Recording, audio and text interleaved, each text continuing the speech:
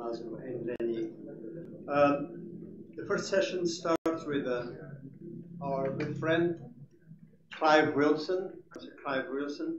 He comes from the Strathclyde Institute of Pharmacy and Biomedical Science, Glasgow, Scotland, of course.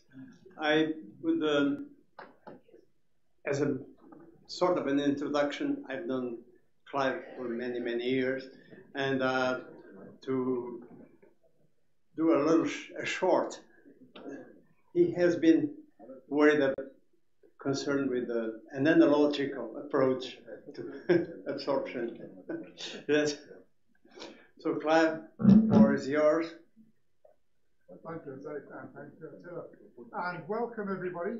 I'm the bit in between, in case you're wondering why I'm going to be talking about food. It stands between you and the end of this series of talks.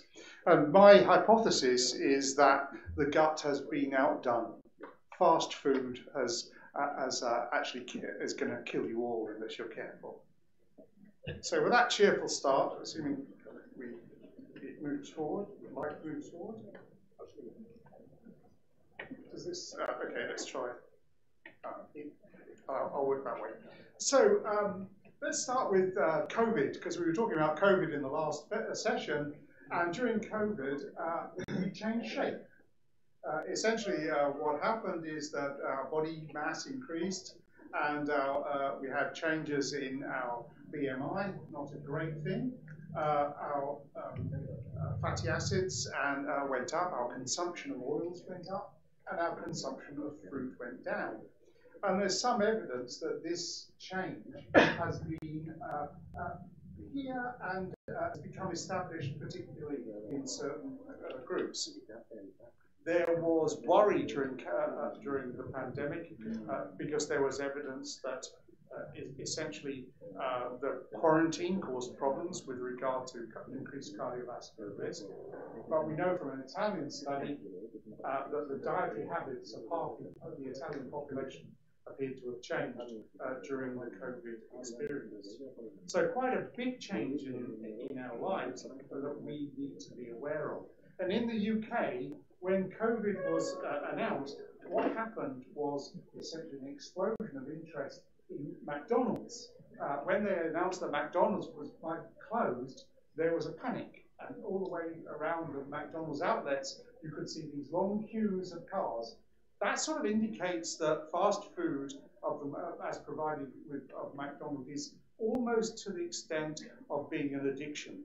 So it looks as though that this food is really addictive. You enjoy it so much. We know that it's quite bad for children in terms of fast food, in terms of the calories derived from sugar and from fructose syrup. So that must indicate that we have a problem. So what we eat varies around the world, and of course we all should be eating a Mediterranean diet, as we're told quite a lot. But the diets essentially are derived from the variety of food which is unprocessed, which is available, and varies right the way through every country. And it provides a huge variety of nutrition. Now, the issue really becomes when we switch from one of these communities into a westernized diet, all hell breaks loose within a generation. What will happen, there'll be major changes to these populations if you suddenly introduce a chain of fast food joints. The issue is that we have lots and lots of different populations who use different food sources. For example, Inuit using more meat as a way of getting their vitamins. And they have a reasonable life expectancy, but it's being shortened by both alcohol and by fast food. And the life expectancy in a fishing community in Malaysia, for example, is in respect of 76 years. Now, let's go back in time to our ancestors, and I hope I can pronounce this properly. Australopithecus afarensis, otherwise known as Lucy. And Lucy was capable of upright walking, but not for very far. A bit like me these days, I guess. She lived 7.7 to 5 million years ago. And by the way, that character on your right is not Putin. They ate grasses and fruits and leaves, and the jaws were adapted for heavy chewing. And their brain size was 385 to 550 centimeters.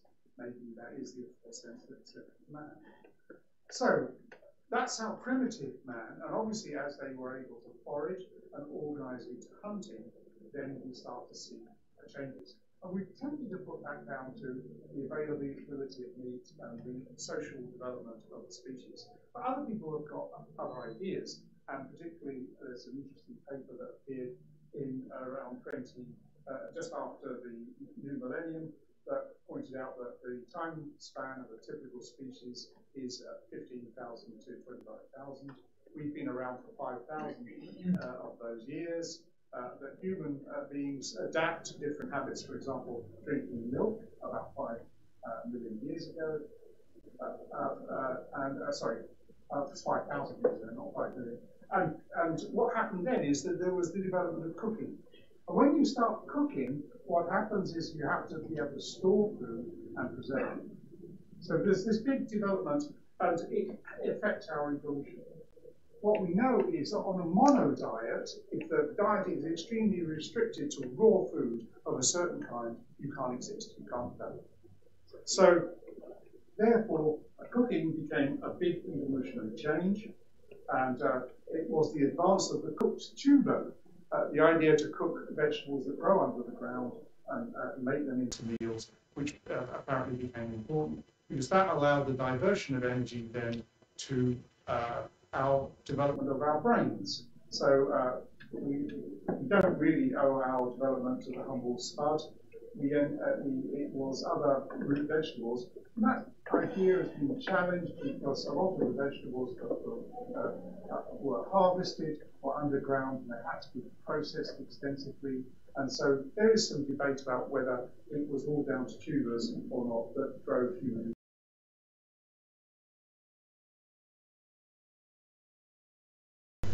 As we're in ancient Greece, let's go back to, well, modern Greece, come ancient Greece. Gruel, which of course I believe was the staple food of the Spartans, it was certainly highly recommended. And remember that it was on the third-class menu of the SS Titanic. So gruel eating across communities is very, very common. Coarse ground grain that can be served without cooking or with cooking. It appears in all kinds of things from dals to porridges as variants, and for some represents a sort of elemental diet. It doesn't provide you everything that you need. And certainly what we see is that as human beings, as populations get more wealthy, what happens is that they diverge from a totally grain-based diet, and they move to a mixed diet, and essentially the end messages are that as you get richer, you eat more animal-based foods, and the diversity of those foods becomes wider as we become richer. So you eat more different kinds of foods, and we then start to sort of move to foods which become processed. So we go from fresh foods which are minimally processed. They're not quite as unprocessed as you believe, because they might be sprayed, for example, with a kind of preservative, which tends to have antibiotic properties. But we then go to homemade food, which we recognise as being good for us, involving various processes. And some of those processes then start to go on towards getting more nutrition out of a particular food source. For example, nixtamalization, which is essentially brewing corn in an alkaline solution prior to then hulling. So there are these other processes. And then we move on to salting and sugaring and canning, which are been around for some of those processes have been around quite a long time. And then further on, we go towards using materials like modified starches, and finally get to extrusion, molding, and frying, and doing various other processes. But more importantly, we've moved to this group at the bottom, which is the ready-to-eat meal, which has become, of course, very popular, and ready-to-eat products. So they become essentially a bigger part of our diet. Now, if you go back to the Paleolithic age, then the diet was mainly composed of meat. They were organised into hunting tribes. The men went out to hunt, the women stayed behind to forage. There was a division of labour of some kind. It had a fairly low carbohydrate, as far as we can gather. And sugar appeared in the diet in the 18th century. And by the 1960s, the hydrolysis of cornstarch to produce this high fructose corn syrup became very important in the food industry. The intake in the US rose to more than 50 grams a day in adolescence.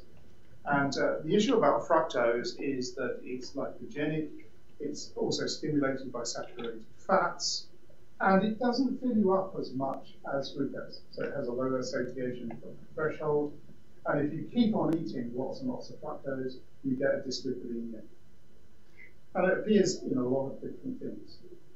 We are now concerned about ultra-processed food and the reasons, and that's really where I'm going next to discuss the reasons why we're concerned about ultra-processed food and what it's doing. It alone is not part of the problem. There are other things around the problem, as we'll see. We know that our daily calorific input from different sources of supply has changed, and we know that because there are good records based particularly on US data, where we can track the percentage of the diet which is made up of carbohydrates and fat, and you can see that protein is staying relatively constant, but the amount of carbohydrate and the amount of fat that we're eating is gradually changing. So we can look at a situation in which the food you're eating has changed. There has been evolution of food. Okay, so this is the evolution of the chicken. It becomes chicken bits in different kinds. Okay, and this becomes a cheap food. It can be produced in great amounts. It's relatively, it's tasty. It's acceptable across religions and across cultures, and we can coat it in all different kinds of sauces. And do you feel hungry already? Because if you do, that's some of your hormones begin to work. What we do know is that if we look at affluent societies like the US, particularly, we can see that around fast food areas, that fast food becomes bad news, because poverty becomes, for the people who have housing, poverty becomes food poverty. And in these poorer neighborhoods, the cheaper food, this unhealthy food starts to prevail. And we term this malnutrition. We're calling it now what it is. It's not proper nutrition. It's malnutrition that we start to suffer from. And what happens then is health policymakers then urge us to think about the association between the household income and BMI and obesity and what we should be eating. They're not very good at providing solutions, unfortunately. They're good at pointing out some of the shortfalls. So we get this idea that around these areas all over the world, that you get poor neighborhoods, and in poor neighborhoods you get essentially a change in diet policy. The issue, of course, that's alarmed everybody, particularly in those new countries, if you like, as they progress and become economically more secure and everybody's got more money, is that what happens is that we start to get excess input. And that, I suppose, this is an extreme problem, and there's probably a medical reason underlying this poor child's obesity.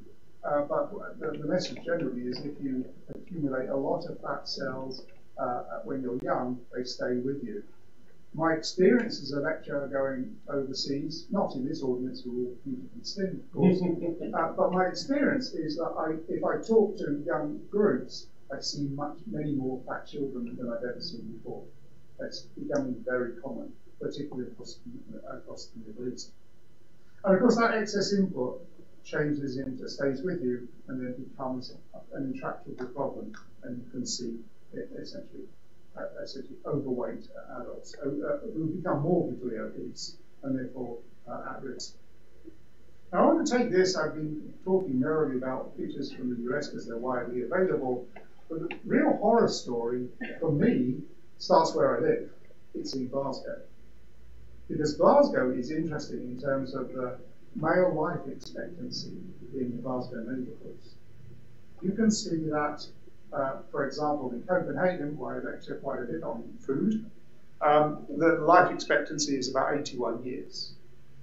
In a district not too far away from me, that's 54 years. That's lower than Beirut, without the bullets, right?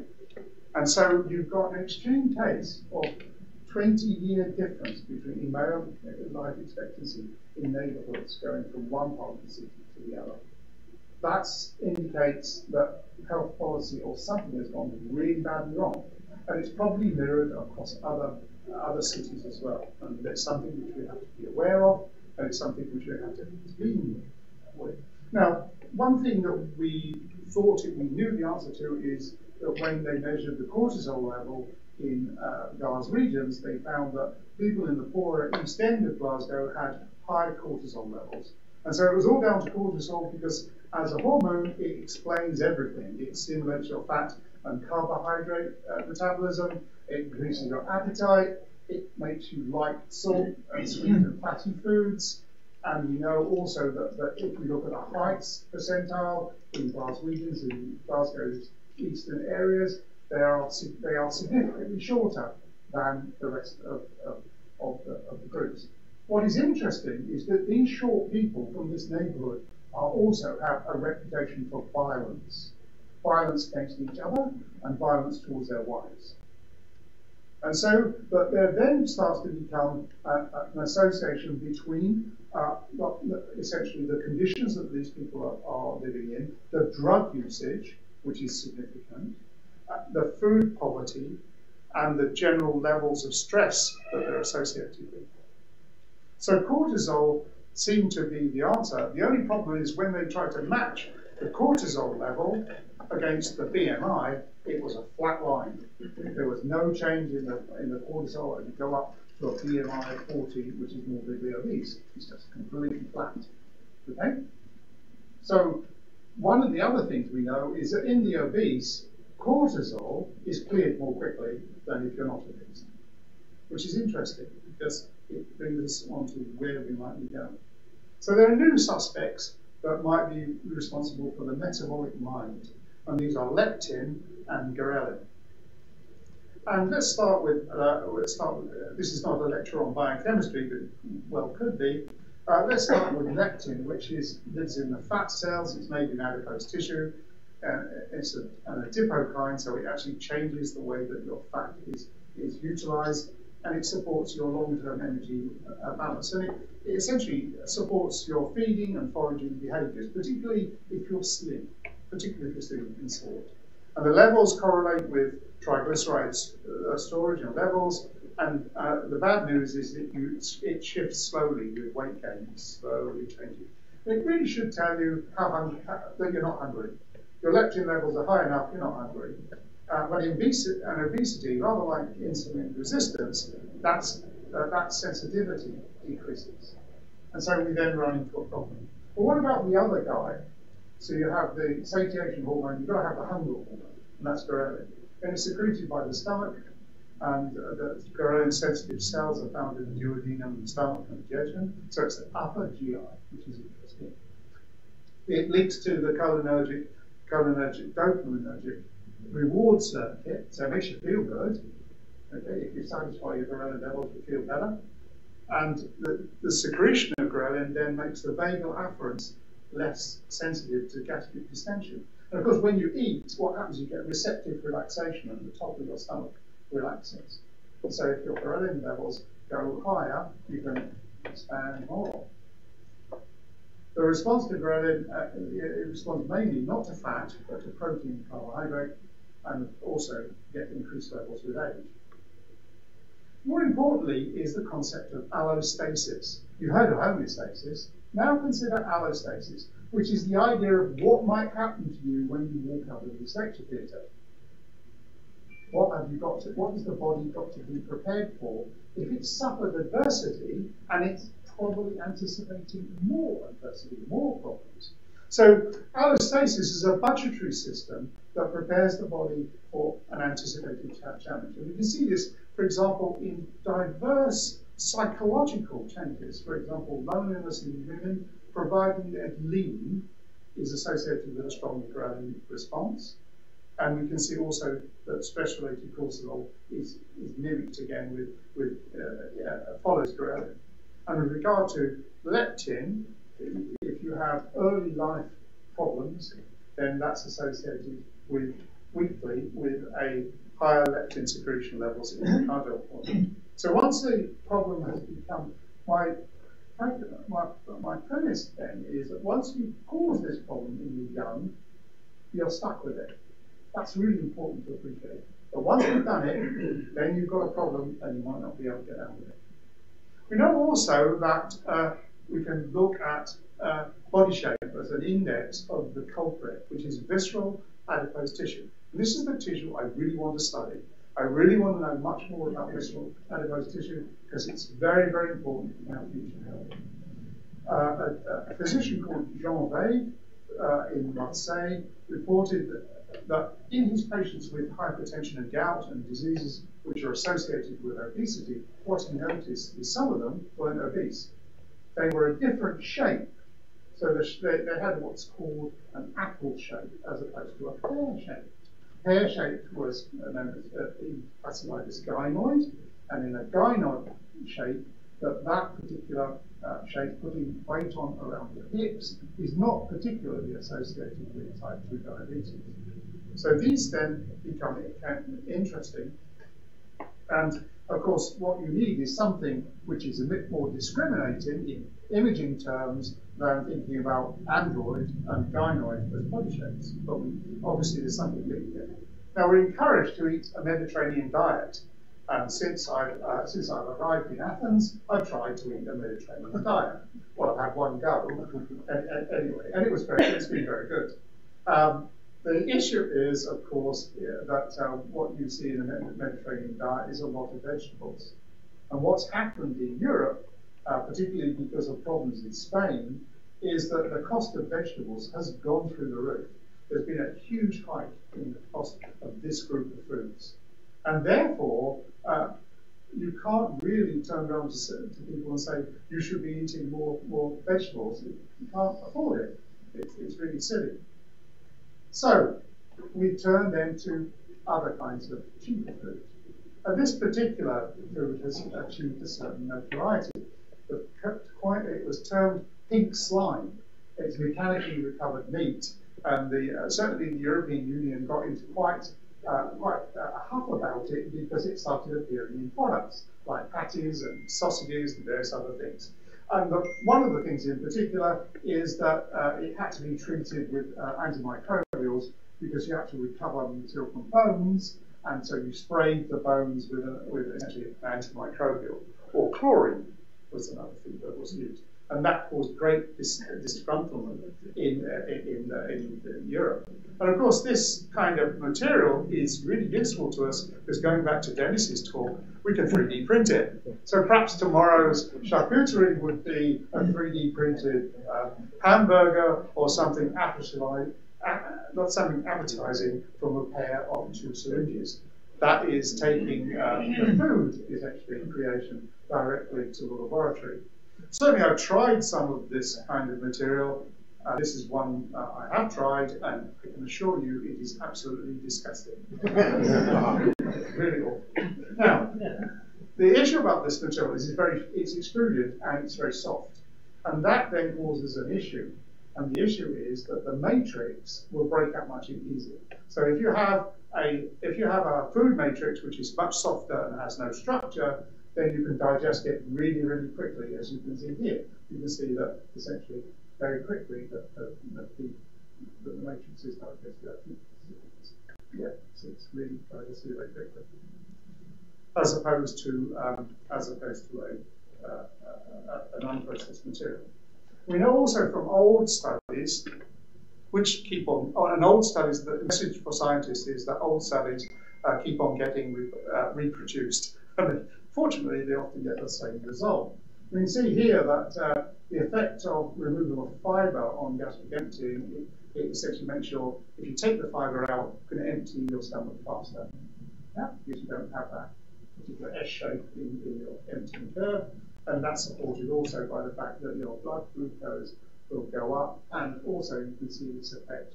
If you also take the structure out of the food, what happens is the top of your stomach can expand more quickly. So it can expand out. What happens if you put someone on a ultra-processed diet? Then what happens is you can see that you get immediate weight gain as opposed to the unprocessed system. Look at the columns on the right. So although you got the weight gain, what happened is the average glucose and the coefficient of variance of glucose didn't change. So these materials then are very easy to process. And they're associated with ultra-processed foods, is associated with a whole range of different kinds of conditions, which I've already described. And the problem with, if you make material into a slurry, other things can get into it. So recently there was a problem in Mexico with butyrol appearing in meat, appearing in a particular pork-based dish. It's happened before, but it happened in Ireland in 2013. We're worried about the effective impact of food additives on gut homeostasis. There's increased use of emulsifiers. We don't know what they will do. We know they change the gut microbiome. Almost finished, Chairman. They probably change permeability as well. They may be an input into inflammatory bowel disease. So we get all these changes that we could perhaps say might have a really big effect on drug absorption, changes in motility, changes in pH, changes in fluid composition, changes in bacteria. All of these things could affect you in the future. And we don't know, we haven't even got a really good measure of how much visceral fat you've got. That's it. So what has fast food given us? Well, the answer is another set of teeth. What we've done is we've actually equipped the body with another set of teeth. And I think that would appeal to our good party director, because he always liked, that's always liked a good joke, and it was appreciated by all the Fellowship of Scientists, some of whom are in this room. Thank you very much.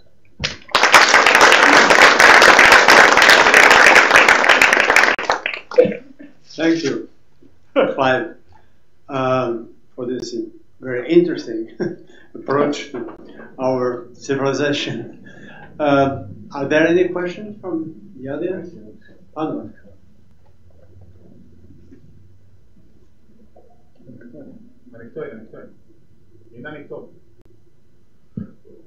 You can shout there, so I'm sure we'll hear it.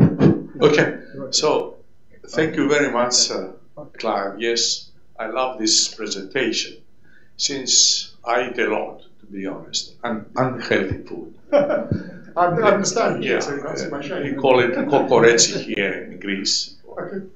Okay, so I think things are changing dramatically through the years.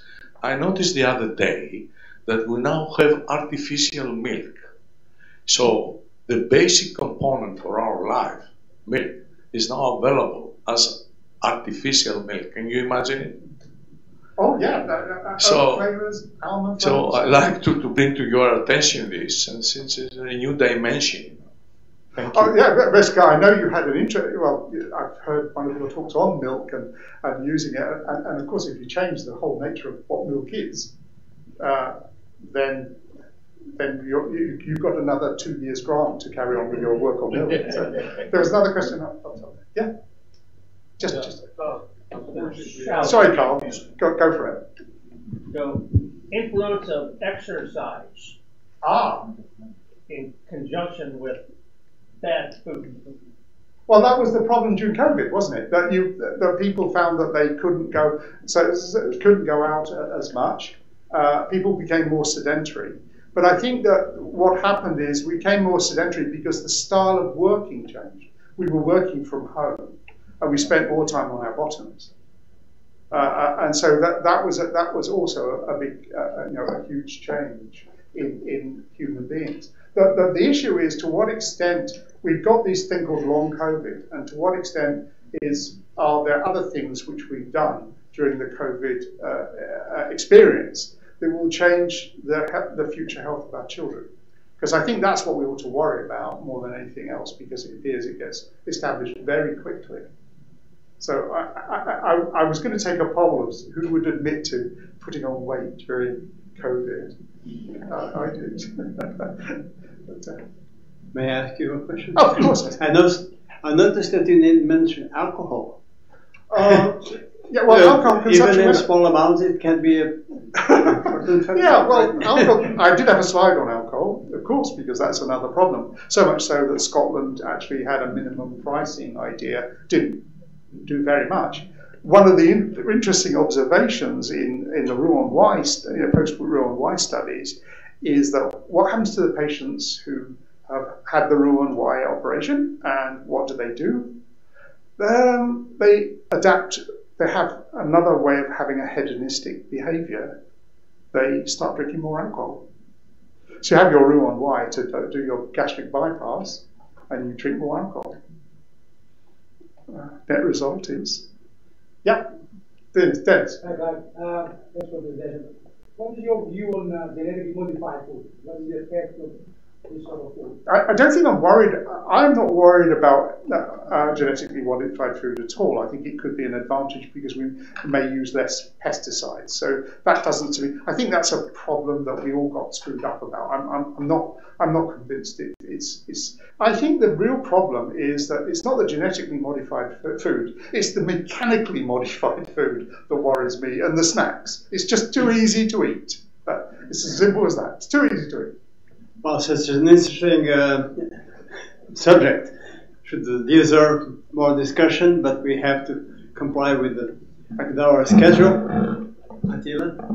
Thank you very much. Thank you.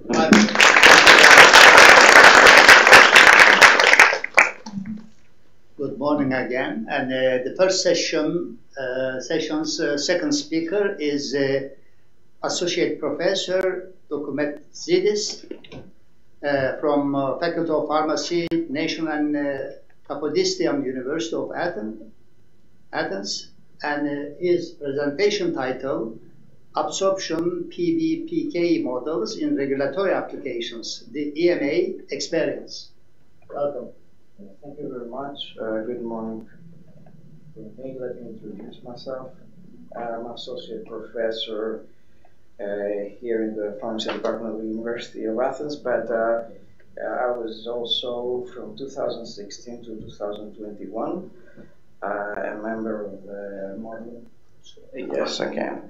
A member of the Modeling and Simulation Working Party of the European Medicines Agency. After 2021, unfortunately, I had to abandon this role because of other conflicts of interest, consultants in industry and so on. And right now, I don't think the Modeling and Simulation Working Party does not exist anymore. It has evolved to the Methodology Working Party in the EMA. Anyway, a few months before I leave this role, I was asked to give a presentation as part of the webinar that the Academy of Pharmaceutical Sciences, that's an establishment in the UK, was doing with. In fact, it was a series of webinars with colleagues from industry and academia and the regulatory agencies, the EMA and the FDA, and I was kind of representing to give the views of the EMA at the time. So this talk that I'm going to present today is based on that talk. That unfortunately is not a very recent one, so it's about 1.5 years ago since I did it. At the time, I had a disclaimer that I'm not representing the views of the agency, and I'm only representing my personal opinions, which was a fact. And today, for sure, I'm not even involved in the agency anymore, so for sure I'm only representing myself. So the overview of the talk is I'm going to say a few words about PBPK models and applications, some introductory stuff. I'm going to say a few things about the EMA guideline on the PBPK, which is the main tool that one has to go through in order to interact with the agency in terms of PBPK. I'm going to say two case studies, which of course I'm not going to be able to reveal the products because it is confidential. So we chose, together with colleagues, some representative applications to make a point. And I'm going to say some personal opinions about steps to advance the uptake of PBPK models, and especially for absorption models, PBBM as we call them now, in the regulatory setting. So, most of you should know what PBPK models are physiologically based pharmacokinetic models, and these are based on the concept of in vitro, in vivo extrapolation. So the idea is that we build mathematical models, but as opposed to the empirical models, these have anatomical and physiological representation of the entire body, and it is this parameterization that allows you to go to do the step of extrapolation and derive conclusions for situations where you don't have data. These models are typically informed from they can be informed from animal models as well, but mostly they are informed from in vitro models. And in the case of absorption models, these are of course dissolution of the product, physicochemical properties of the compound, and so on. There are detailed models of the GI, the liver, the different organs, the brain, the lung, and other organs and tissues of interest. One could have tumors and so on, depending on the question that we want to answer. And because these models are complex, one could have homemade models, one can build models in MATLAB or NONMEM, but most typically there are platforms such as GastroPlus or SimSip. These are the main platforms, in fact, that are used, and they have some advantages and also some disadvantages. I'm not going to go through that right now. So applications of PBPK in general, the single most common application that we see in regulatory setting is drug-drug interactions, and this is a very well established application. One could also do the instant volumetric scaling, the first dose in man. This could be done with PBPK. Also pediatric extrapolation could be assisted by PBPK models, address special populations, obese, pregnant, and so on. Tissue PK exposure in organs as well as tumors. Obviously, toxicokinetics is an important application as well. Candidate selection with high throughput PBPK models. You can have an initial screening of multiple compounds and which ones have favorable PK properties. And in our case that we want to talk today, the absorption models, mostly oral absorption is mostly developed since, well, it must be almost 30 years now, since they did the first physiological compartmental models of absorption. But also other route of administrations, inhalable, injectable drugs are also quite common. So these models have now are called now physiologically based biopharmaceutic models, PBPM. I don't like so much the different acronyms. So just to mention that the closely linked counterpart, if we talk about PK/PD, if the PK part is PBPK, the PD part then would be the quantitative systems pharmacology. So in terms of the regulatory questions addressed by absorption PBPK models, or PBBM models as we call them, a lot of the times these are IVIVC, in vitro and vivo correlations, and here the application is the usual. These are assisted by PBPK though, they're not classic data driven IVIVC, and these would be used for the usual applications of IVIVC, such as post-market authorization, changes in the product, two-wave studies obviously. Virtual bioequivalence is another application. Of course, this is quite big for internal decision making within companies, and has started to grow. But for we will see an application here as well with a regulatory impact. For example, one could waive studies for the lower strengths and do bioequivalence study only in the high strength. So this is one application.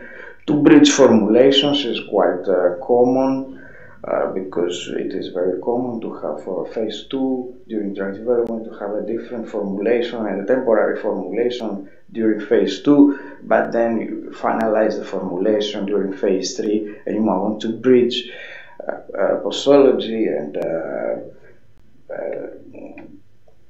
the different conclusions from the previous phases with a model, and also, in fact, the developing clinically relevant in vitro specifications and the concept of phase space is a relatively newer application. Is an application of PBPK in quality aspects. This was in fact the theme of the webinar that I was talking about, and in fact this talks about once you have developed a PBPK model, you kind of work the other way around. So you consider as a clinical space of all the bioequivalent products, and you see with a PBPK how this is mapped back to the dissolution space, and this is what you call the safe space. The idea of that is to see what the critical characteristics, the quality characteristics of the product, what is the clinical impact of that, and make decisions about the importance of that. So that's a kind of newer application of PBPK model. So the main guideline here is this guideline on the reporting of physiologically based pharmacokinetic modeling and simulation. This was finalized in 2018.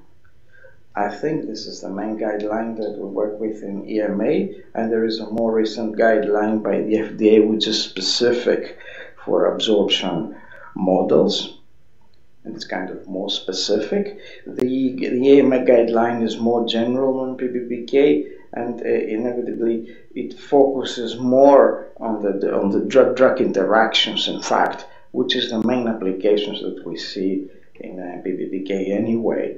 So the main concept there is the qualification of the PBPK model of the platform and for the intended purpose. So this is a concept that has a lot of debate. It basically means that in order to use the model, you have to provide sufficient evidence and demonstrate that the model works, and it can predict. When you extrapolate the model, it can actually predict with some good certainty the endpoints that you want to show. So basically, you have to provide, and since typically you don't have data sets for that endpoint that you're demonstrating in this particular exercise, you have to provide data's in other situations, similar situations, that demonstrate and de-risk the model, let's say, and demonstrate that this is highly likely to produce good results for your own case. So this in FDA, this would be most commonly called validation in everyday language and modeling, and in the FDA guidance, this is how they call it, validation. I don't know why the EMA has chosen to differentiate this concept and call it qualification. In fact, this is related to the specific use. So they want to say that that something is qualified for a particular purpose, and even if you want to use the same thing for a different purpose, you have to qualify it again for the new purpose. Verification is a different concept. This has to do with the model being correct and free of errors, and is not related to the predictive performance of the model. So this is an additional thing. And in that respect, the platforms such as Simcycle GastroPlus would have an advantage, obviously, over homemade models, because you know that they have been widely used and you know that these are verified.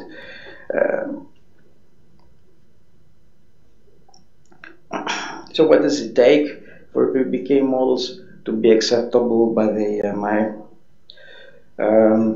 So that would depend on the impact, and we separate applications in the EMA depending on their impact.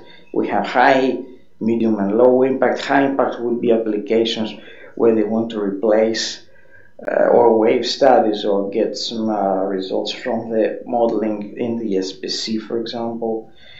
The medium impact would be to design studies, for example, and the low impact would have just a supportive role without making decisions. Well, obviously, if you have a low impact, then you don't have to validate, you don't have to qualify the model, not much is asked. But then if you want to waive studies, obviously you would have to produce some simulations that would be taken in to replace studies. Then obviously one would have to demonstrate that the model is it performs very well. So for high impact submissions, and in the absence of clinical data, because the context that we're here means that you want to waive studies, so you don't have the actual studies for this particular exercise, then the guideline says that you need to have similar predictive exercises of other examples that shows that the approach work, and this is, as I said, the qualifications. And then the obvious kind of spontaneous question is how many examples do you want us to give you? And the guideline says specifically 8 to 10, but that's pretty arbitrary. Obviously, you might not be in a position to do that. You just have a number there to give you that, quite a lot, But of course, this is also in the context of they had in mind the drug-drug interactions example. So maybe in that case you have to show different drugs that have similar that are substrates of similar of the same enzymes that you want to show and demonstrate that the performance for that. In other contexts, it might not be so feasible to have that.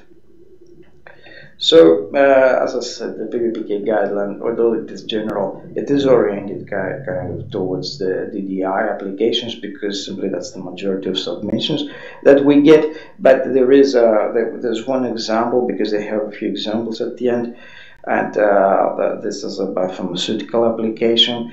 So it says that, for example, to qualify models for biopharmaceutical applications, e.g. to define product specifications or particle size in the absence of any clinical data, it should be demonstrated that the effect of particle size versus dissolution PK exposure is captured by the model for a number of drugs with similar physical, chemical, and biopharmaceutical properties. So there you go. This is what more or less what you have to do.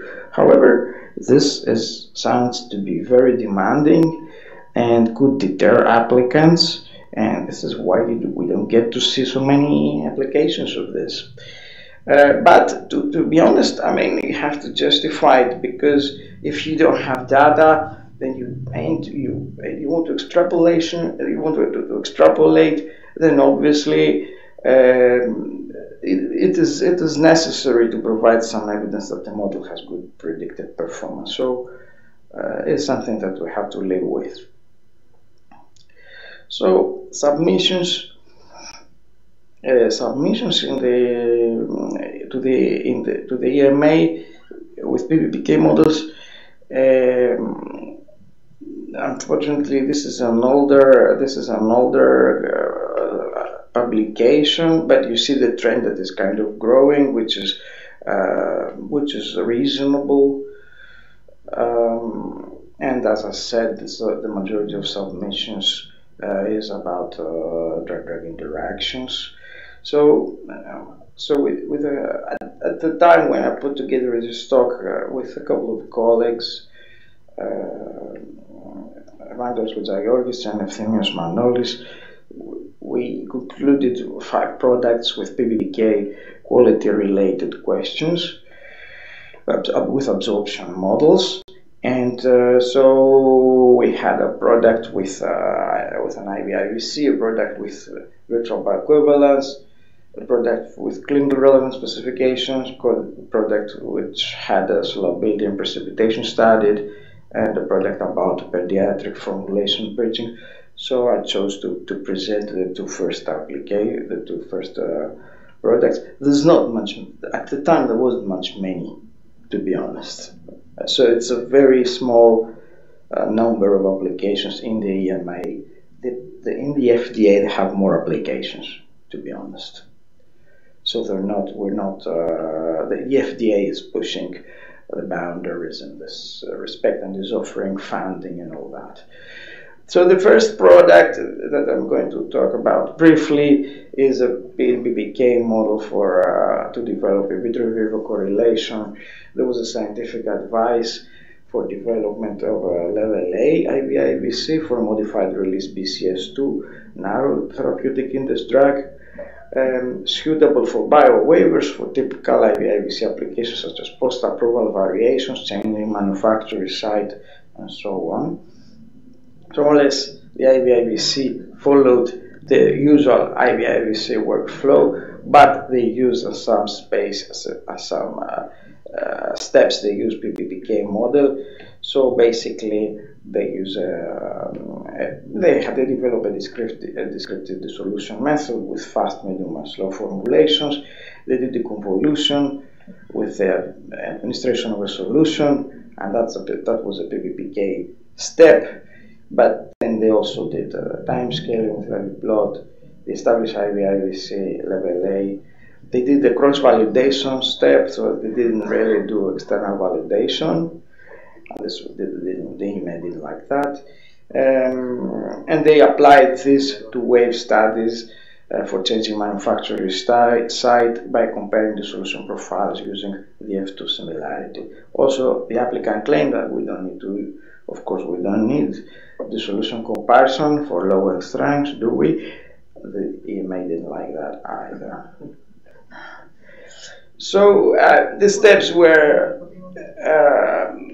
in fact, the role of the PBPK was basically estimate a two-compartment model with PK parameters for the solution to do the deconvolution, and then do the deconvolution for the in vivo dissolution profiles for the 3 modified release formulations with get the viable parameters, and then they convolved the individual plasma concentrations of the 3 modified release formulations and simulated a virtual trial to determine lower and upper dissolution limits.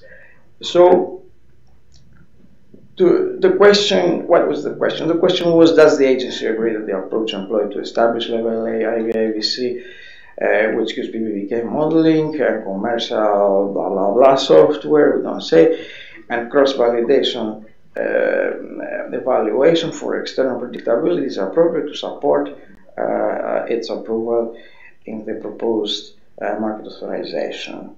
So in terms of the PBPK model, they said a few technical things, that the Cmax is under-predicted, and because the drug is now therapeutic hydrix, so you have to work on that.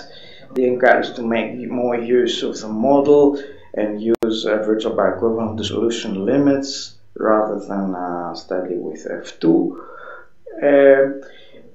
And then the assessment of the other IVIVC aspects, which were not related to PBPK directly, is that the dissolution test robustness assessment is not considered adequate, that there were concerns about the cross-validation method as opposed to the external validation, the justification about using viable function instead of dissolution data was needed. As I said, F2 as a similarity factor to change sites is not agreed. Stricter limits on virtual bioequivalence could be better. Not could be better, well, what is that? And then the proposal to waive comparative dissolution of lower strengths was not agreed because basically the formulation was not proportional either, which would be eligible for that. So the conclusions here is that there were some issues, yeah, but despite the issues, there were no major concerns about the PBPK model, and there was not mentioning, in fact, about providing more data for qualification, which is one of the main problems. And why is that? How come they didn't ask? Because, I mean, they have data for the formulation. IVC is already in our comfort zone. Data from the actual product were available, as I said, so the extrapolation, the role of the PBPK was not really extrapolation, it was just the convolution study. So, yeah, so this was fine. I mean, of course, they revised and everything, I haven't followed it up, but there was a generally positive assessment. Now, the second product was about virtual bioequivalence. This was a generic product in trace strengths of the BCS4 compound. The question was to have bioequivalence in the higher strength and waive the lower strengths, and that's legitimate if you have certain conditions fulfilled.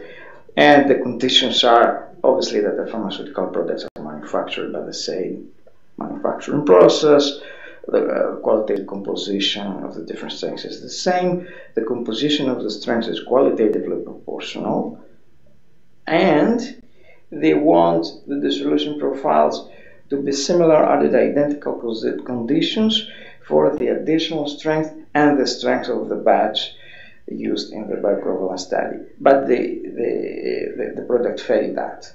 So if you compare by F2, the different strengths, they're not identical. So they said, yeah, so we will provide a PBPK model and we're all right. So they consider there was already a published PBPK model from literature, so they recruited that. And they wanted to show that with PBPK they're fine. And there was a plan B, of course, to compare in vitro profiles for each strength compared to the respective reference product strengths. And in fact, there is an FDA product-specific guideline for that. But in Europe, this guideline does not exist. Therefore, they have to be more innovative. So the assessment here was that the EMA discouraged the applicant for using a PBPK model because extensive qualification program is needed to do that. The proposed PBPK does not describe well the data. For example, here you can see that in fed state it overpredicts the initial part, which is of course mostly related to absorption. And in fact, they said that, okay, no never a virtual bioequivalence study has ever been accepted by the CHMP, so don't waste your time, basically. And better off pursuing Plan B, which is the FDA. Of course, this is not available in Europe, but maybe they can debate, and maybe they can have some. They can discuss their way through that. So conclusions is that the virtual bioequivalence. How much time do I have? Huh? Okay, it's okay. So, so the virtual bioequivalence is a valuable tool for drug development of generics. Can reduce pilot studies, but in fact, in drug approval, at least in EMA, it has been considered as the least likely of modeling simulation applications to be accepted. And this, in this paper, they say this. And in fact, the problem is that a lot of the times there is an unfavorable benefit-risk ratio here, which is the main concept we use. And in fact, I mean, they would. It's not as if that the agencies are very conservative, and they would do more risky things, such as accept pediatric postology without data in infants. They would do that, but that's associated also with great benefit to the children. But here it is just to waive a study without data. It's not so appealing. Of course, there are feasibility issues in bioequivalence studies that could be addressed by models, but it wouldn't be just to cut corners. We would have to again see some benefits, some unmet need from that. I'm going to hurry here. So steps to advance the uptake of this type of models is for sure to bring the models, bring in discussion forums as the innovation task force and qualification of novel methodologies, engage, the sponsorships engage with the agency as quick as possible through scientific advice, and it is also that's the role of academia as well, to try to build, to try to identify problems and answer models such as that these are already answered when you reach to the agency, and we build like a confidence base that we know what we expect and what we don't expect, and what we trust and what we don't trust, and not try to invent the wheel during a scientific advice or a procedure in the agency. So what is this? So we would need to advance good practices in PBPK, and in population pharmacokinetics is more advanced than that. We have good practices, and PBPK is more vague, and things could be even worse in quantitative system pharmacology. And then the standards could evolve to guidelines.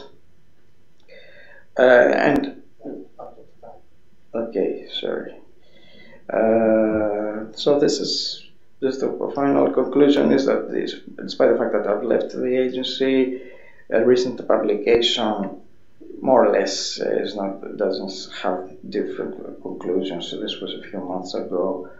I'm gonna read that. So yeah, thank you.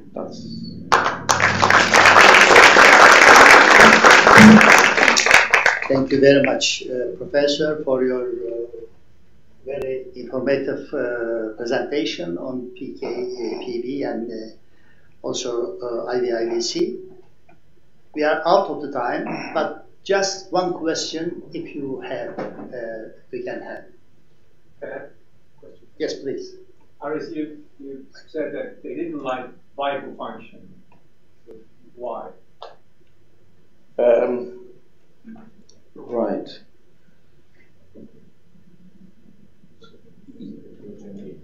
I can't recall. I can't recall right now. Yes, I can't recall right now the details of the communication. Sure. Yeah. Don't worry. Sorry. I'll come back to it. Don't worry. Thank you.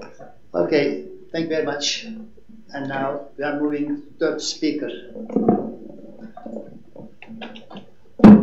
So it's very easy to introduce Leslie Benet. Everybody knows him, and I have no words to to summarize what he has done in his life. So, Les, you have the floor. Thank you. Thank you, Jose. I don't know what you would summarize my life, but okay. So I did that before in your honorary. So I am always very interested in when we have experimental data that doesn't meet our theories. And why is that? And can we explain what's going on? So let's go back to some very basic concepts. Rates of reaction. Rates of reaction are derived, and I'm only going to talk here about first order processes, linear force flow relations. So J is the flux or the current, F is the driving force causing the change, K is the proportionality constant. And we use this in fixed laws, Ohm's law for electric current, heat transfer relationship, drag force on falling objects, a lot of physics processes related to this. So when we apply it to rates of reaction, the rate of reaction is the outcome, and the driving force is the amount, and then rate constant is what relates that, time to the -1.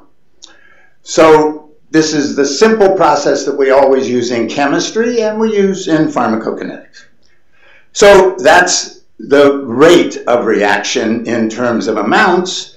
But in contrast, in vivo pharmacology, pharmacokinetics, the equivalent equation 1 and equation 2 is we change what we measure, the driving force, to concentration, and therefore the proportionality constant is clearance, not a rate constant. And clearance is operationally, it's really important. We have lots of definitions for clearance, but operationally, how do we get clearance? Clearance is the amount eliminated divided by the exposure driving that elimination. That's the definition of clearance. So the exposure is area under the curve, the amount eliminated, that's going to be our clearance measure. So why do we have to measure concentrations and determine clearance in pharmacology, pharmacokinetics, and clinical medicine? Well, first, it's what we can measure in a patient. It's really the only thing we can measure, systemic concentrations. Second, in the very great majority of drugs, systemic exposure can be related to measures of efficacy and measures of toxicity. So the drug dosing in the initial approval and adjustments of drug dosing in disease states, changes due to pharmacogenomics, physiology, drug-drug interactions are all based on measures of exposure. That's how we change our dosing. And third, this is the relationship that the rate of reaction is the rate of elimination. A rate of elimination will be clearance times the concentration. So here we have all these three processes, general, chemistry, and pharmacokinetics, and we can change that chemistry into a pharmacokinetics process by dividing the amount by a volume of distribution and multiplying the rate constant by that same volume of distribution to get clearance, and that volume we'll call the volume of the system. And this is what we do. But let's review a little history of what happened in pharmacokinetics in terms of its timeline. So when I started, and other old people like Malcolm and Jose and other younger people here will leave out, back in the days when we did our first work, the only analytical method we had was spectrophotometry. And so that couldn't measure anything in systemic concentrations, but if we evaporated urine, we could measure the amount of drug in the urine, and that would relate to concentration, so we could get rate constants in terms of what happens in terms. We couldn't get clearance, but we could get rate constant. In the early 1960s, we had gas liquid chromatography. Now we could start to measure some drugs in biological fluids. So that would be useful, but we didn't really understand the concept of clearance. So basically, we were using all those measures again to get pharmacokinetics in terms of rate constants.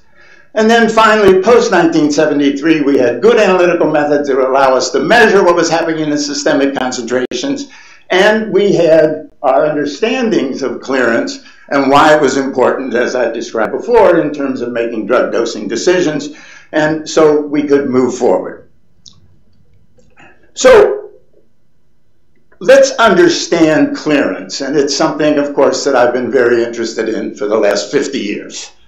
So I've recently published a paper along with colleagues relating organ blood flow, intrinsic clearance, fraction unbound to organ clearance in terms of Kirchhoff's laws, published in Pharmacology and Therapeutics last year, and a joint project between my laboratory and the Laufer Center for Physical and Quantitative Biology at SUNY Stony Brook. And where does this come from? Well, it was interesting in our talks this morning of all the old people talk. This is an old person at the same time. Gustav Kirchhoff, 1857, was trying to explain Ohm's law in terms of how he could apply it. And what he did is publish two papers.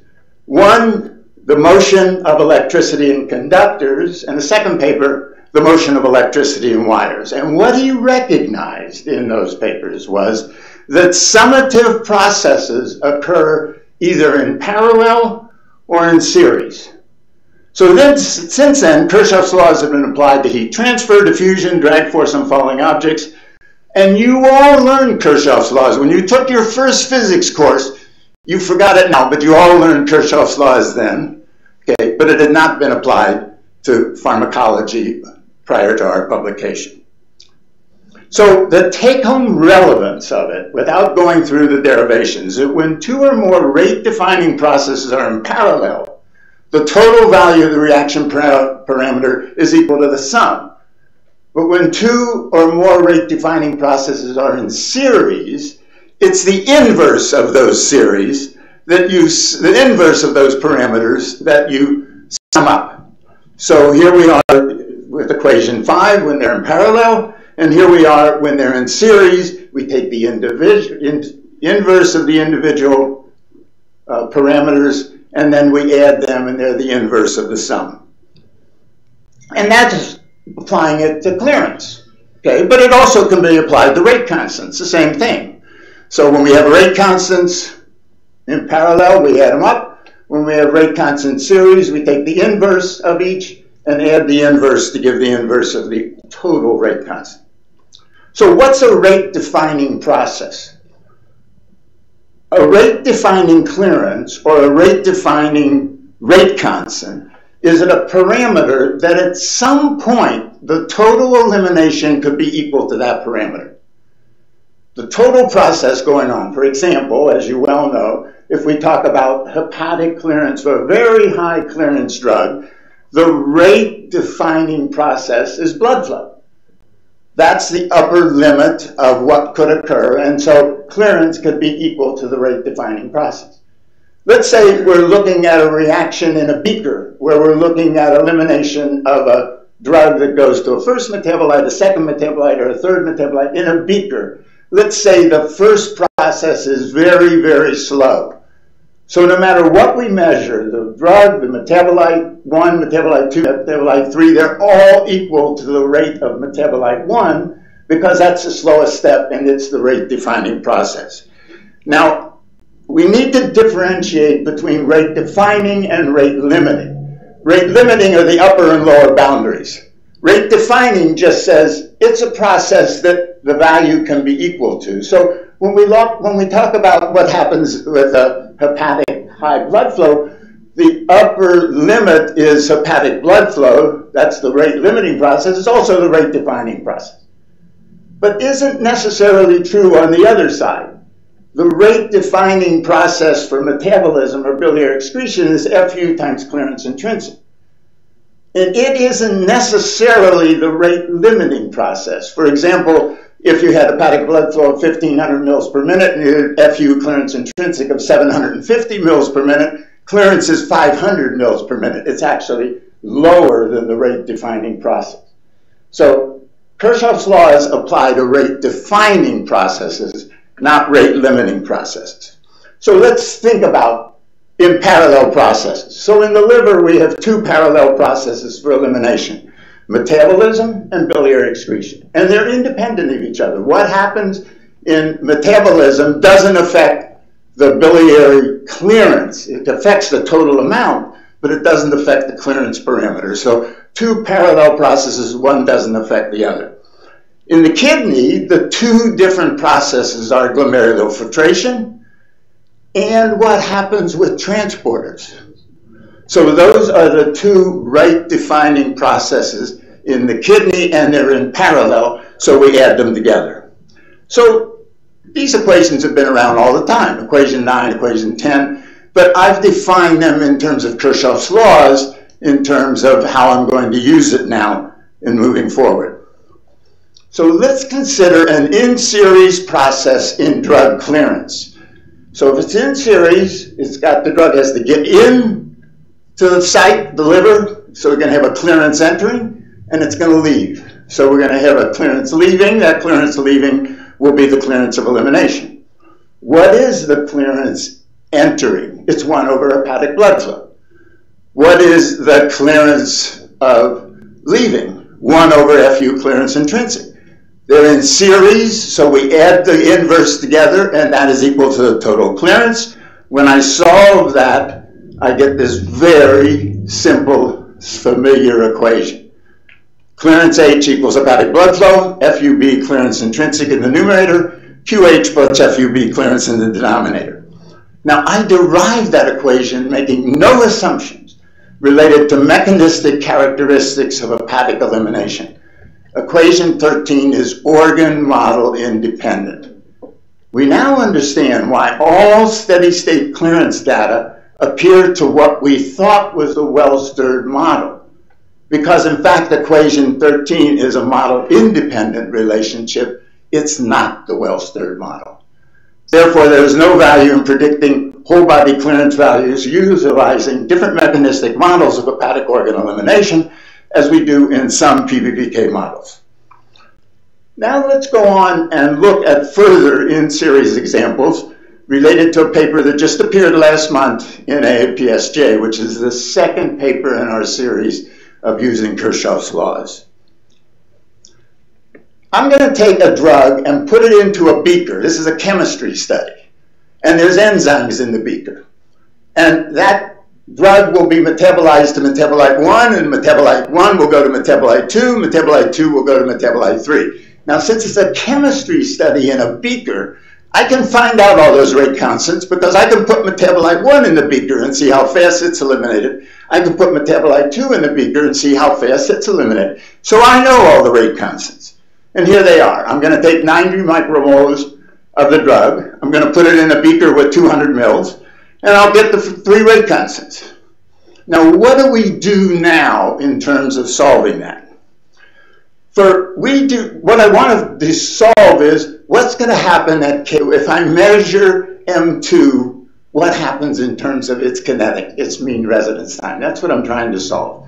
So what we do presently, and what we teach everybody to do, is we have 3 differential equations, and then we solve those differential equations, and we come out with an equation that says, this is what's going to happen to the concentration of metabolite 2. Okay? And so I can put all the numbers in, and I get that. Okay? And then I can integrate that over all time to get its mean residence time, which is just the area under the moment curve, which is just those coefficients divided by the exponent squared, divided by the area under the curve, which is the coefficients divided by the exponent. And so I can solve the whole thing. The mean residence time of metabolite 2 in this reaction is 25 hours. Now let's do Kirchhoff's laws. Kirchhoff's laws says all you do is sum the inverse of all 3 of those parameters. We take all 3 parameters, solve them, take the inverse, 25 hours. So I didn't need to do differential equations. I didn't need to learn all the chemistry of that and solve it. Kirchhoff's laws immediately gives me the right answer in terms of that reaction that I just showed you. So all of the complicated derivation steps of the previous slide are unnecessary using Kirchhoff's laws. Now the physicists, and it actually was stated this morning, The physicist said, what you guys are doing is all nonsense, everything's based on physics. Right. This is Kirchhoff's law, he was physics. Okay, let's go back and look at the data in the literature for bioavailability. And what I've done here is go on everything that we could find in the literature, both in animals and humans, where when you compare dose-corrected area under the curve, you got greater than 1. And you can see some of them are as high as 1.6. Most of the time, or all of the time, what we say now is, oh, it's got to be an error. We made a mistake. It can't be right. You know, and then we spend all the time figuring out what's the error in terms of our experimental methods. So let's see how we feel the pharmacokinetics would derive this relationship. This is what we do today. So we have a drug being absorbed, okay, in the first order process into the body, and the body can be eliminated in the urine or in the metabolism. Okay, so we write the differential equations for the amount in the body, and we write the differential equations for the amount in the absorption site, and we always do our differential equations in terms of amounts. And we make a very unusual assumption that probably isn't justified, that the drug that isn't available has no effect on the processes, because we say that the driving force is F times the dose. So we can now solve those differential equations, and then we need to convert it into concentrations, because we're going to measure concentrations. This simple model, I'll just put in some volume of distribution of the body. Okay, and now integrate this equation over all time, and we'll say what we all teach all the time, area under the curve in the body following this oral dose is the bioavailability, multiply the dose, divided by that rate constant times the volume of distribution. If I give the drug IV, I can do the same derivation. So I solve the differential equations, I then integrate it, get the area under the curve, and now I have both the area under the curve if I gave the drug orally, and the area under the curve if I gave the drug IV, and here are the two equations. And basically what we say for the past 50 years, the basic principle of pharmacokinetics is that absorption rate has no effect on measured drug clearance, because we take that area under the curve IV and say that's divided into the amount eliminated, which is dose, that's clearance. We can put that back into the equation, and that allows us to calculate bioavailability. So what assumption have we made for the past 50 years? We've made the assumption that no matter what the absorption rate is, no matter what it is, it has no effect on area under the curve. That seems really strange. We know we have flip-flop models where absorption is really slow, and yet here we're making the assumption that that absorption rate has no effect on the area under the curve. That's the assumption we have made for the last 50 years. So now let's go back and do Kirchhoff's law. These are two in-series processes, absorption, clearance entering. So what is that? It's 1 over the clearance from the gut, which we have never talked about. But that's exactly what's driving it. It's the clearance from the gut into the blood that is driving it. And what's the elimination? It's the IV bolus clearance. Now let's solve the equation, and now get clearance of the total body. And its clearance IV bolus is what we've been assuming for the last 50 years, divided by 1 plus the clearance IV bolus divided by the clearance of the gut. So it's only when clearance of the gut is much, much greater than the IV bolus clearance that what we've been doing for the past 50 years is right. Now, most of the time, absorption is faster than elimination, rate constant. But the volume of distribution in the gut isn't necessarily a big number compared to the volume of distribution in the body. So we don't have any way of, at present, of getting this relationship. Because the only way we can get clearance now is to solve differential equations in terms of amounts and then divide by a volume term. So let me slightly change the terminology. So what I'm just going to say now is that the amount eliminated divided by the area under the curve is not necessarily, it's dependent on what we do. So if I do an oral dose, the amount eliminated divided by the area under the curve is the clearance oral dosing. If I do IV, it's clearance IV dosing. And I can do the same thing with rate constants, because I just take the volumes and divide them into the rate constants, and we can get the rate constants, and the rate constants are the inverse of the mean residence time, and this is how we get that nice relationship that when we give an IV bolus dose, VSS is equal to clearance time, mean residence time.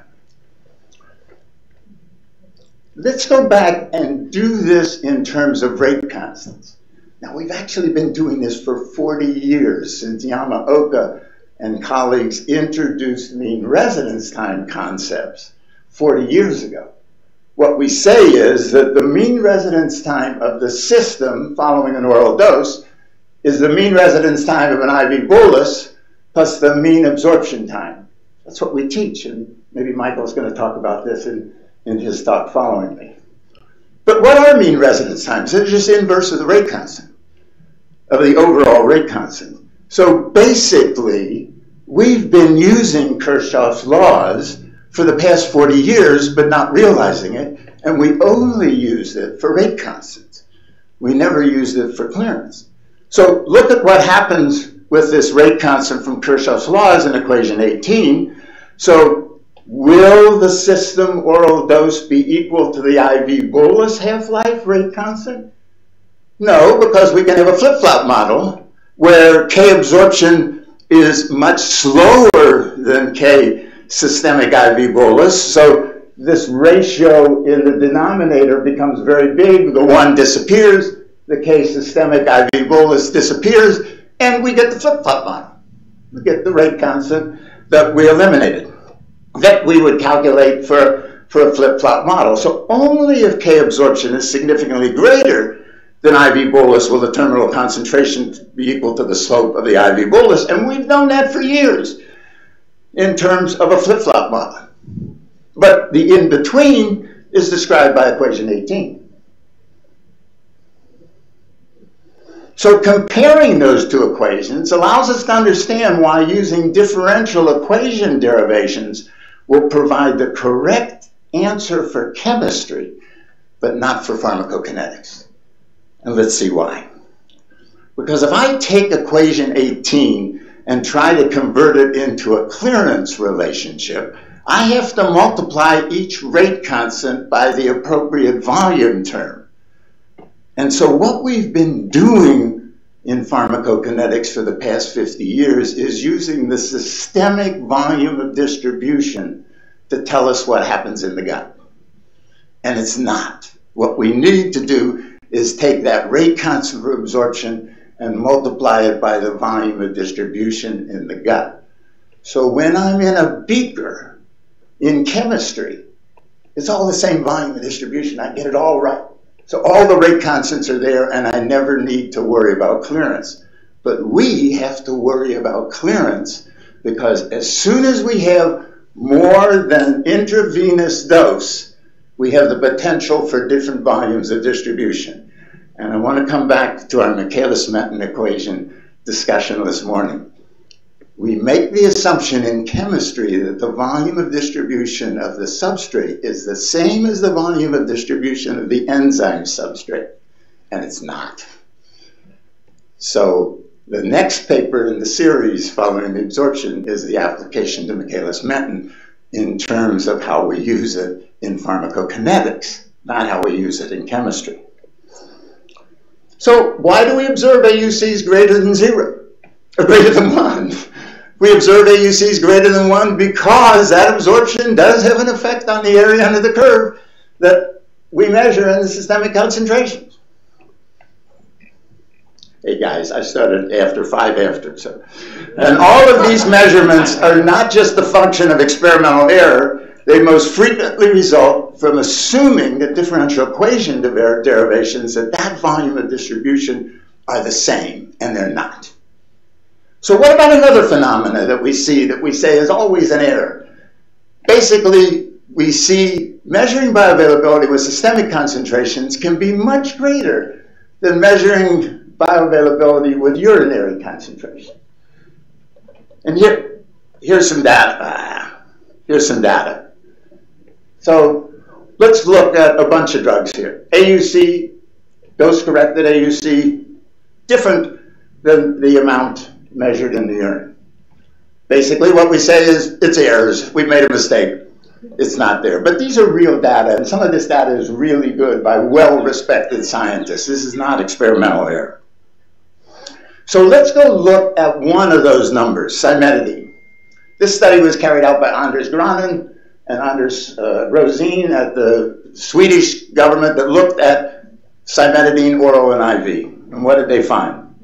They find that the area under the curve ratio was 1.12. The urinary data was 0.6. And basically at the end of the paper they just said, it's nonsense. We don't know what's going on. We can't explain this. Let's see if we can explain it. So basically, we're going to do Kirchhoff's laws. And that clearance after oral dosing is just going to be 1 over clearance entering, 1 over clearance leaving, the gut and the IV dose. And we'll put all the numbers in that we get from the data in the study that was published by the Swedes. And I'm not going to go through the thing, but we could, if you put the numbers in, you can look in the paper, when the IV bolus dose is given, you can get the clearance IV bolus dose. So you can calculate the clearance from the gut. In that study, the clearance from the gut is 78.6. And the IV clearance was 48.5. Yes, the clearance in the gut is bigger than the clearance IV, but not that much greater. We can't assume that the clearance from the gut can be ignored and do what we've been doing for the last 50 years and saying systemic concentrations will give us the right measurement. So we can go back and do all the calculations. You can see the cimetidine number, the ratio is 1.6.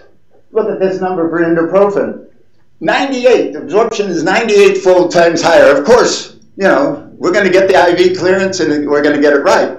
But other drugs, we're not going to get it right, like ranitidine. When we start to get close, we're not going to get it right. So we can have AUCs greater than 1, and we can have AUCs that don't match urinary data, and it's not an error. It's a fact that we've been making the assumption that the same volume of distribution drives everything. So the major take-home messages, differential equations, derivations, and pharmacokinetics will only be valid for determining clearance found in IV bolus dose. But until today, it's the only method we had to derive clearance relationships was via differential equations. But now we can do it with Kirchhoff's laws, and we can get the right answers. Differential equations and derivation in chemistry are valid for determining rate constants, since all reactions occur in a fixed volume. However, Kirchhoff's laws can also be used in chemistry, making it much simpler, as I showed you. Instead of doing those differential equations, just use Kirchhoff's laws. So what are the regulatory and clinical pharmacology implications? From a regulatory and clinical perspective, it's not important, because bioequivalence criteria are based on matching levels of systemic exposure that are independent of the value of F. So we've got there's no error in bioequivalence, and actually there's no error in therapeutics. Our therapeutics is based on changes in exposure. So there's no error. So what is it that we're missing? We're not getting necessarily the right bioavailability. So even if reliable urinary data are available, which will be true even unavailable. So the problem is that about 70% of drugs are eliminated by metabolism, so you can't trust urinary data. It's too low, the variability. So it's only a small amount of drugs, 30%, like cimetidine or sodium fluoride, where you can really see good measurements of bioavailability from the urine data. So the most relevant finding with respect to F is that the values of recognition of the dose-corrected AUC ratios can be greater than 1, and large differences between ratios of AUC and U infinity are not experimental errors. And probably the most relevant result is just, you know, there's a lot of data out there. I'm a consultant to many companies. There's a lot of bioavailability data greater than 1 that isn't published by the companies because they have no explanation for it. And so they just don't publish it. In fact, the most is in the veterinary field. You see a lot of data because They don't know pharmacokinetics as well as we are, as we do. So, but this is a really unusual result. It basically says that if you make an IM dose or a sub-Q dose or even an oral dose, you can actually get more effect than you can from IV. Because effects relate to area under the curve. And area under the curve can be greater than you would get from the IV. So what about a PBPK perspective? Predicting F and predicting food effects, because food effects related to F in the present PBPK models don't work because they don't know this, but it can be corrected. So we can get that in there and it can work. So for PBPK predictions for exposure and changes in exposure, no alteration is necessary if we use equation 13, which we thought was the old well-stirred model. We get it all right. But if we now have transporter effects, the equations aren't right. You've got to use Kirchhoff's laws to get the right transporter effect equation. We've published that in the papers, and of course it's very controversial. And here's all the collaborators, and none of this was funded by the NIH because, of course, they would all turn it down. It's too stupid. And but if you would like a copy of the slides, please send me an email. I'd be happy to share them with you.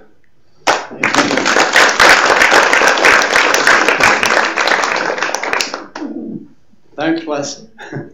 We are used for you to pull rabbits from your head, so that was one. Does anyone have any question?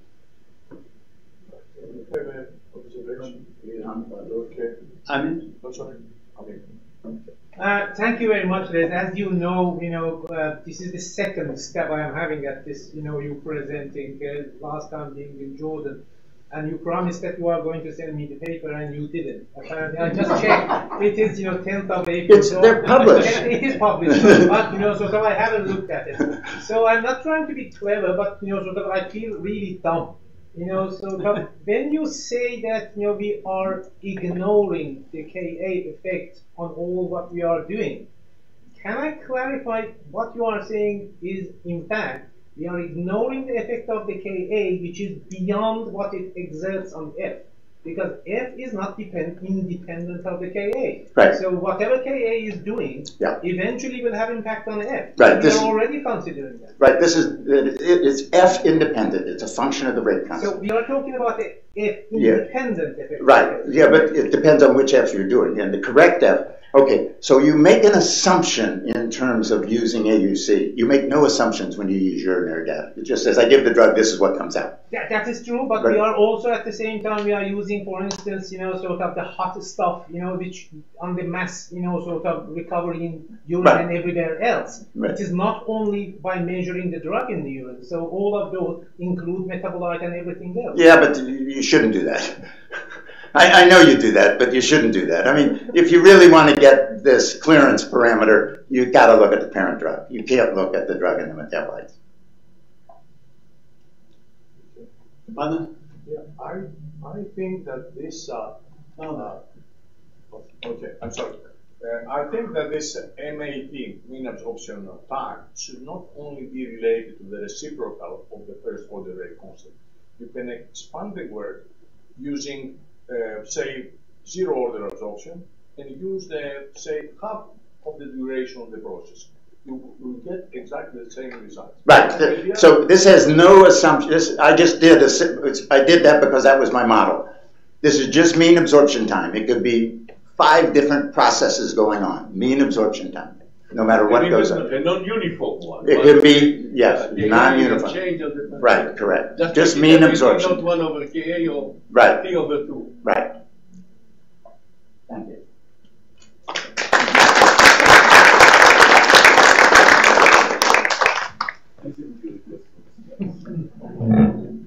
The last speaker of the session is Professor Michael Weiss, and his presentation title is Dependence of Bioavailability on Mean Absorption Time. What does it tell us? Professor Weiss is from Department of Pharmacology, Martin Luther University Hall, Germany, and also an additional information, who was one of the co-workers of Professor Laszlo Andrenyi. Welcome, Michael. You can see at the Starting with this slide, this photo was made nearly 30 years ago. I want to thank panelists for organizing this meeting. The question I would like to answer is whether we can get additional information on the absorption process if we plot the estimates of bioavailability against those of mean absorption time. That means 1 point per subject. Interestingly, just 100 years ago, the first model on the absorption process was published, and Morais derived this equation, this well-known equation, which was later known as, or better known as Bateman function. But of course we know today that this function is too simple. It's only one compartment model with instantaneous input, but it was a big step in that time. The term mean absorption time was proposed by David Cutler as a measure of the rate of absorption, a rate of bioavailability. And in that time it was mostly calculated by numerical integration. That means by the moment method as a difference between the mean residence time after oral administration minus mean residence time after IV administration. But this method has large errors often. And this was pointed out by Riegelmann and colleague because of this numerical integration method and the extrapolation to infinity. This is obvious from these data for propivarin. One can see that if propivarin is administered as solution, one gets negative mean absorption times. And also there is a large scattering around the regression line. So it will these data, when I became aware of these data, which were published in 2008, which induced my interest in reanalyzing those data. So we applied another method. We calculated the mean absorption time via the absorption rate, and the correlation improved dramatically. This is a model we applied. We used a 3-compartment model for the disposition process, for the IV data, and for the absorption process, we used the sum of 2 inverse Gaussian density functions. That means we used this sum of 2 inverse Gaussian density function as a model of the absorption rate or input rate. And it turned out that this is a very flexible function, and it's very useful. So then we first fitted the IV data, and then holding these 6 parameters, these 6 estimated parameters fixed, we fitted the oral data. So also after oral input, we estimated only 6 parameters. And from 3 of them, we calculated the mean absorption time.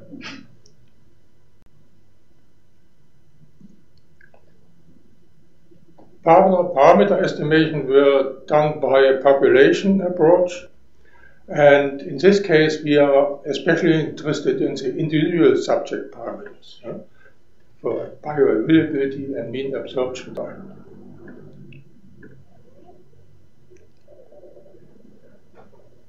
This shows an example of the fit that we obtained, in this case for trospium.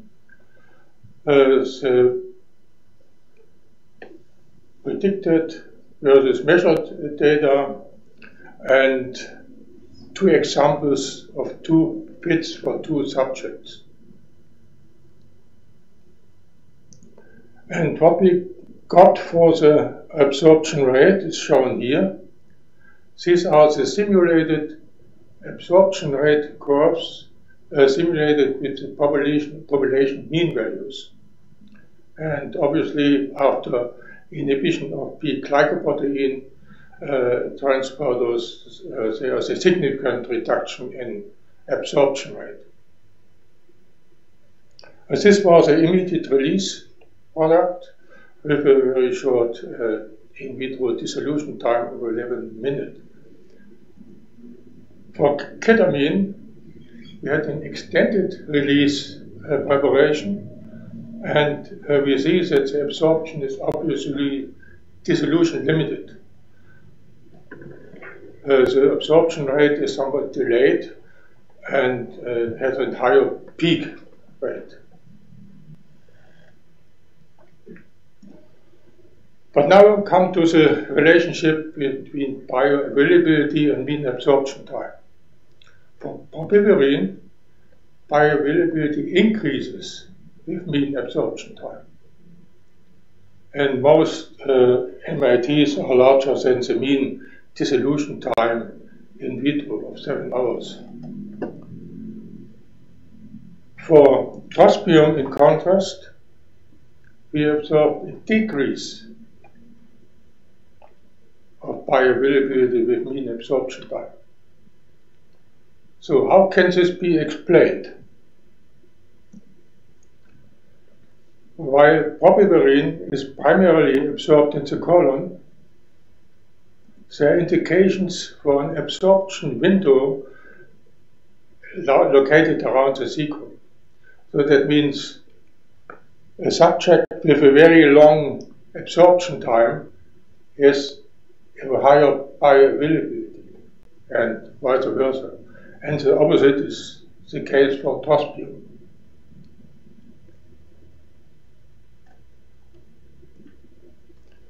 So these are results of another study in healthy volunteers where trospium were administered both as immediate release tablet and by gastric infusion over 6 hours. And I mean, striking is a reduction of the bioavailability. It's a very low slope and the extremely high inter-individual variability in mean absorption time, in contrast to the immediate release tablet. Now we think that this is due to the difference in the luminal concentration.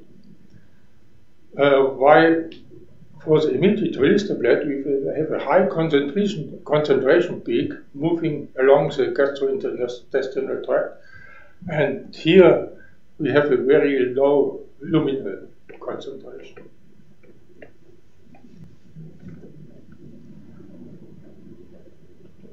So the situation is completely different for ketamine, because ketamine is well absorbed, higher than 90%, and the bioavailability is determined by the first pass extraction.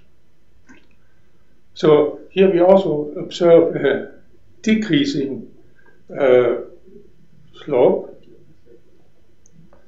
and because in this study also the metabolite norketamine was measured, modeling allowed us to calculate the first pass extraction or first pass availability. And it's not surprising that this first pass availability showed the same behavior, because absorption has little influence. So, but how to explain this result? The only answer we found in an old publication by John Wagner, who found that in case of a saturable elimination, saturable metabolism, the input rate affects bioavailability. That means if the input rate is low, high MIT, we have a high extraction, low availability. and vice versa. So this will be illustrated here for two subjects in the study, one with the lowest mean absorption time and one with the highest mean absorption time. And it's obvious that the input rates are different. That means we think that the higher absorption rate led to a higher availability according to our results, while a lower absorption rate led to a decreased availability.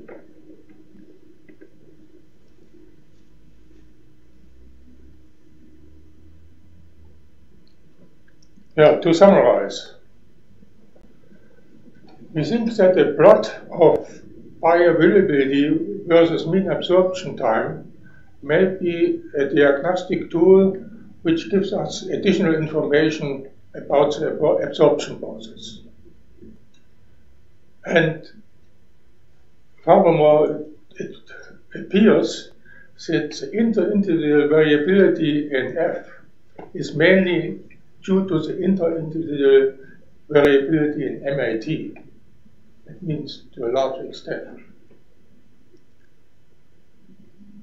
So if somebody is more interested in details and references, the paper just appeared in the APS journal.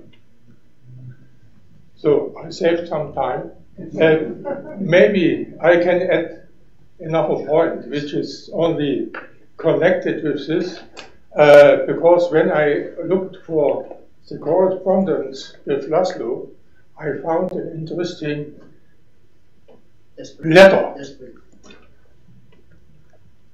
And it is about terminology. It seems that I'm the only one who uses this terminology MPRT minus MDRT. Mostly they say MRT oral minus MRT IV. But so I had forgotten who suggested it. When I found this letter, it was in '82 by the editor of JPP. So I have to give the credit to you, only if I'm the only one, obvious, who uses it, this terminology. So one should make it more popular. Okay, thank you for your attention.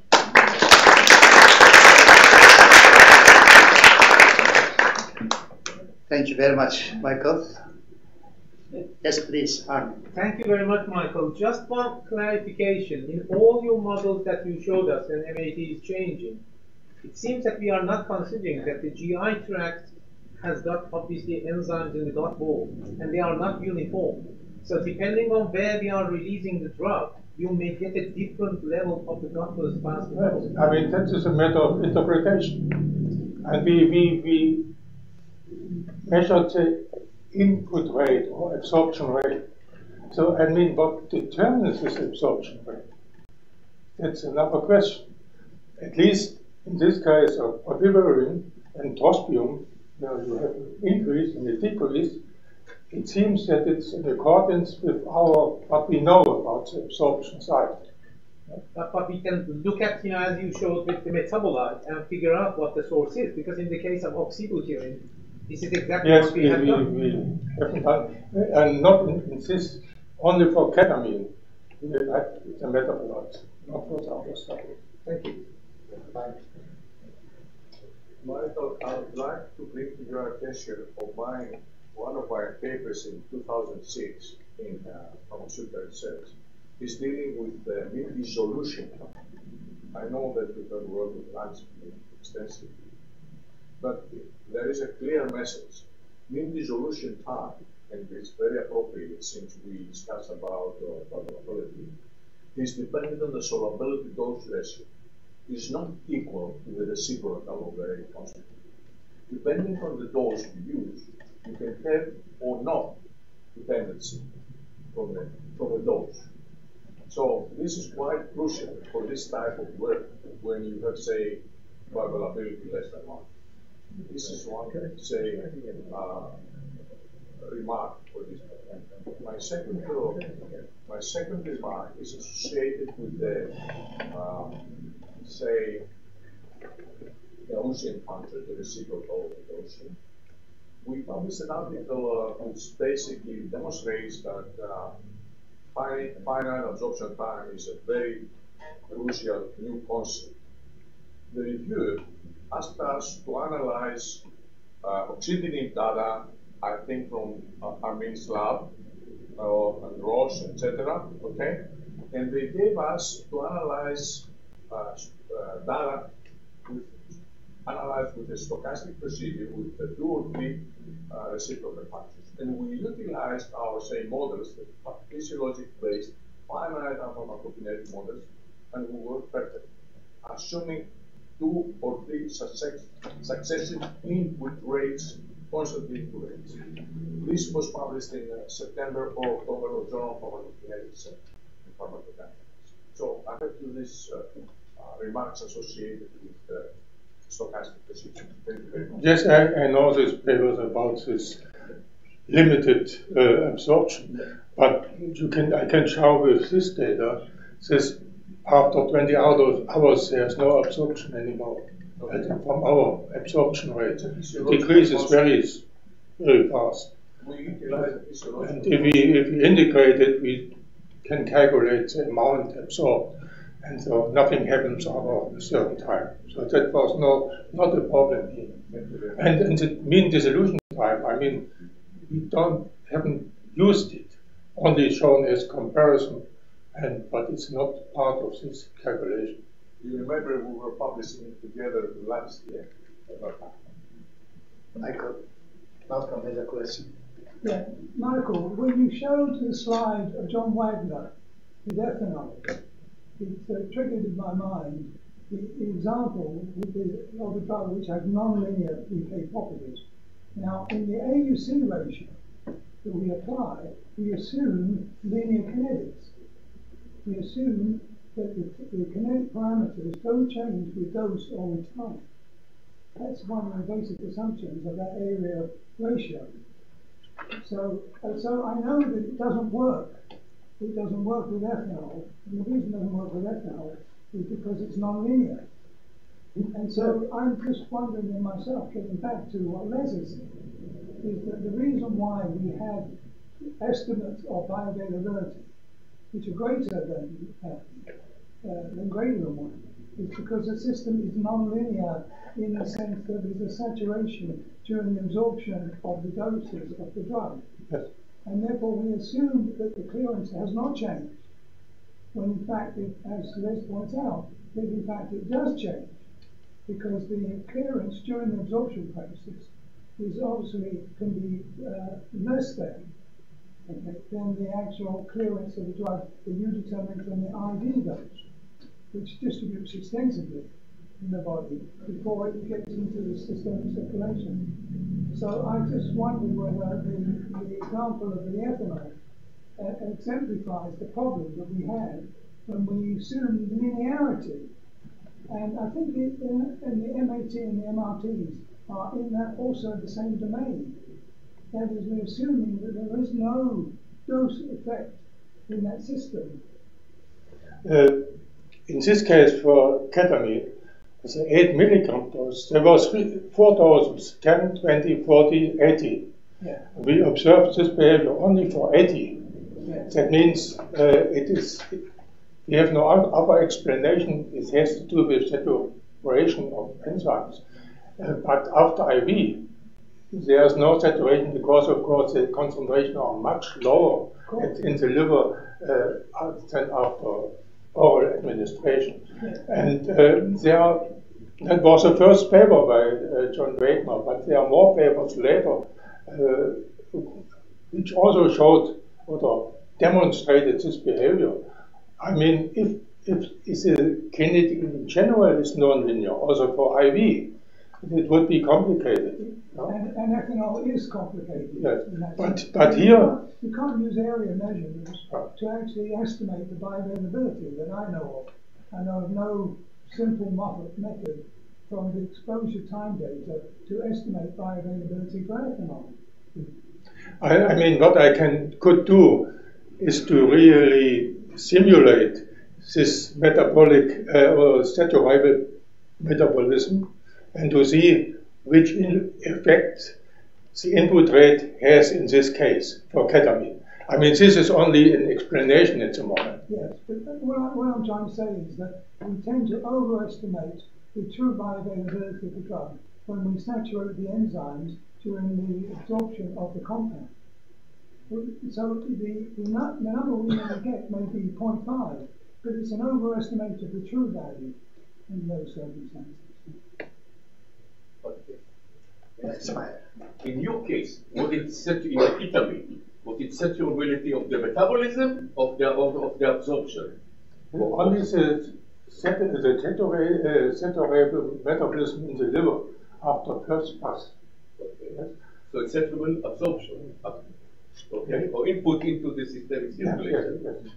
And but no saturable metabolism. It is cellular metabolism, but after IV, the concentration in the liver is much lower. There is no saturation. And with this 80 milligram, we are just at the corner of saturation. That's what we think. I mean, if somebody has another explanation for this decrease in availability with MIT, yes, but we have no other explanation. That was in this case because absorption was nearly 100%. So it has to be with extraction in the liver. You know, the metabolite, the desmethryl is also active in the case of ketamine. In this case, yes. Yeah, and therefore. So we measured until to the third metabolite because it's nowadays very much interested in this third metabolite. Another question? Okay, then we thank you again. Before closing the session, as co-chairs, Professor Morais and myself, thanking to the speakers once more and also to the audience for their very attentive following. Is there any announcement? Okay, thank you very much, and we will be here 2:45 back. Thank you.